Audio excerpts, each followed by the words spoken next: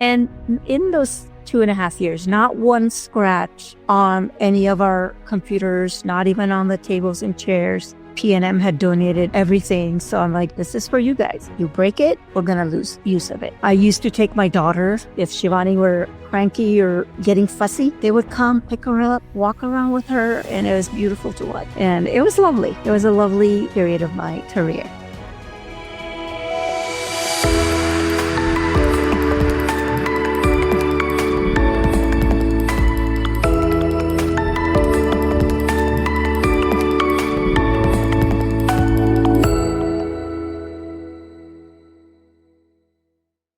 What I'm taking also away is that you believed in them and you had faith that they will do well. And when you spoke about the keys, you gave this Jose gentleman, here's the key. I trust you. Yes. And I gave him a responsibility that why would you not? And in those 2.5 years, not one scratch on any of our computers, not even on the tables and chairs. P&M had donated everything. So I'm like, this is for you guys. You break it, we're going to lose use of it. I used to take my daughter when she was younger there because, startup mom, not having enough childcare or where I felt good enough to leave Shivani. And they would watch their language. And then if Shivani were cranky or getting fussy, they would come pick her up, walk around with her. And it was beautiful to watch. And it was lovely. It was a lovely, lovely period of my career. If I have to ever go back, that's where I would go back to. Yes, that's my sweet spot. I love working in communities where we can just let go of all of the extra fluff and pre-notion of what things should be, just allowing that natural growth process to happen. Absolutely. And they deserve the best. They deserve our respect. And I don't know why we don't give that to them. Any human. Well, they're human. My biggest peeve is people calling them kids. They're children. Or they have a name. Hey, kiddo, that's not his name. It's a uphill battle with community, but I think if we do it right, it's possible. Thanks you for that inspiration. So anyone who's listening, if you really want to get involved, there are ways. There are a lot of corporations out there. They have sometimes the funding. Just approaching them, maybe the visions will meet and you too can make a difference in the community, in your local community. So Tina, now you are in this environment for a little while. Now you're inspired by Shivani's education. So what were some of the biggest challenges you faced as a school leader? Because you were the leader of this school. And how did these experiences then again shape your approach to leadership? I think the end story of the Rio Grande Educational Collaborative, I see that as my biggest success as well as my biggest failure. Here's why. So at the end of 2.5 years, my funding was running out. The CEO was retiring. I went to the public school superintendent, our district superintendent, and said, I need money, Joey. I saved you almost $3 million because you kept 450 students on your attendance. You got paid for that. I just want a portion of it because I'm really helping the children. You know what he tells me? He says, I'm sorry, Tina, that money's already allocated for next year. I have nothing for you. Hence my dislike for bureaucracy. They did not see the benefit of what we were doing with the children. He's like, we can do what you're doing, but on our campus. And I walked out completely. Can I use bad words? I can't. I was very angry, and I walked out. And my colleague said, when you're done being angry, I have an idea. I'm like, I'm done being angry. Let's go. He's like, how would you like to keep these children? We'll serve the same children. We know it's working. Instead of 14 weeks, why don't we keep them for 4 years? I'm like, what are you talking about, Gil? And he said, well, let's start a charter school.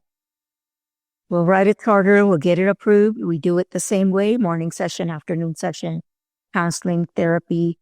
But you have them for 4 years, and then you can make sure that they truly get into post-secondary. So I took 9 months without pay, And I wrote 2 charters, and we started 2 charter high schools, served immediately, filled up with 170 students at each location. And we started working with children. At first, they were the at-risk children, but then eventually we started getting the gifted and the learning differences and all kinds of students because they just weren't getting served at where they were. We had a very robust, inclusive environment in that sense where at-risk were working with the gifted, with learning differences or physical abilities side by side. And it was nice to see. So what strategies did you have to use? You have 2 high schools and now you have children with a variety of needs. So how did you create positive and inclusive environments for both students, staffs, and maybe the parents as well? I think it's managing their expectations and staying true to the vision is we're committing to you, but in turn, you do also have to commit to us. Parents were just on board. They were, you call me anytime you have a concern or issue and we'll be there. We can meet. So setting the expectations, staying true to the vision, I think, but just focusing on the children and hiring staff that truly wanted to make a difference with these children. That's, I was still in the nonprofit arena. There were longer hours. They were, board meetings and this and that. And then the board issue is a whole different issue by itself. They don't understand our vision and mission. So when you have to ask permission to do something or buy something, you don't get the answer until 4 months into it. And then you're like, well, I needed it back then. I don't need it now. And so all of those things, I tried to change that with Montessori One, and which is why it's a for-profit, no board, and I'm starting young because I did realize that those children, even if we were spending millions on them, it was still a struggle. They just missed the opportunity of that foundation, and so I decided I'll start younger, make sure, and we give out scholarships and reduce tuitions every year. We have this variety of children just working. And I think your question about how did I get students to work together that were diverse is just respecting them, and they started respecting others, and zero tolerance for fighting or nonsense. In the RGC, I did have 3 gang members in one of my cohorts. And one day they're fighting over a girl. I gave them a couple of chances to, come together, get back to work. It kept happening. So finally, it was like 9:00 in the morning. I said, shut down your computers and get out. And they're all looking at me. I said, you heard me, shut down your computers and get out. So they're all shuffling out. And then I locked the door. And I'm sitting there and watching them. They're all just waiting. Like, what is she going to do? So I go back out and I said, I'm dismissing you for the day. I have to say I'm very disappointed. I am here to help you. You don't seem to want my help. So I want you to leave right now. Tomorrow morning, I'll be here by 8. If you show up, great. Then you have to follow the rules that I set. And if you don't show up, I am really, really sorry that I couldn't help you. And I wish you all the best. I'm drive up 7:45 in the morning. Yeah, all there. All of them. One by one, they're like, I'm sorry, miss. I'm sorry, miss.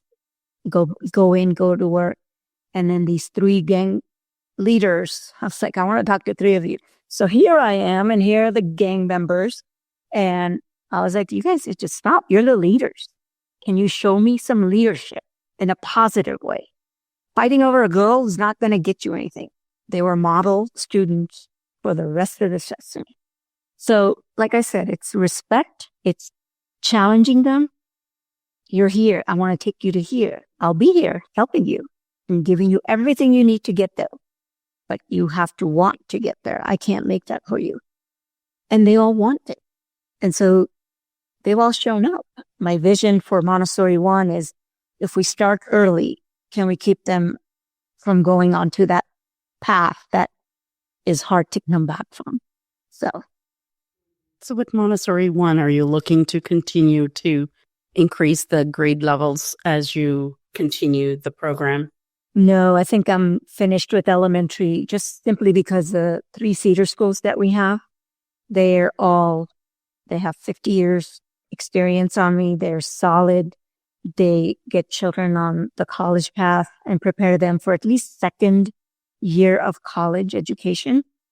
Why would I want to compete with that? But we work in collaboration with those schools, and they know what we have to offer and what children come out with, what skills, and we know what their expectations are. So we don't teach them to get into the school, but inherently, our soft skill focus and our executive functioning focus, they're just ready for whatever challenge. So after the second plane of development, we let them go into the world, and they're all succeeding. So a leader who knows what the limits are and where, your program is going to be beneficial and not, and creating those boundaries. Absolutely. And I think if I try to do everything, then something will suffer. And it's quality over quantity. I think if I do anything, it'd be to open up another location where we can serve a different community and do the same model, which is one of the reasons why I started Nido. Well, elementary started because of parents' requests, as did Nido. I saw the need just within my staff. They were struggling for childcare. They're pregnant. What do? Not everyone has a mother-in-law or mom at home who can help take care of them. And so it was one of my toddler guide, who actually convinced me to do this, hence the Nido. So it has to have a purpose and meet the need of people that we're serving.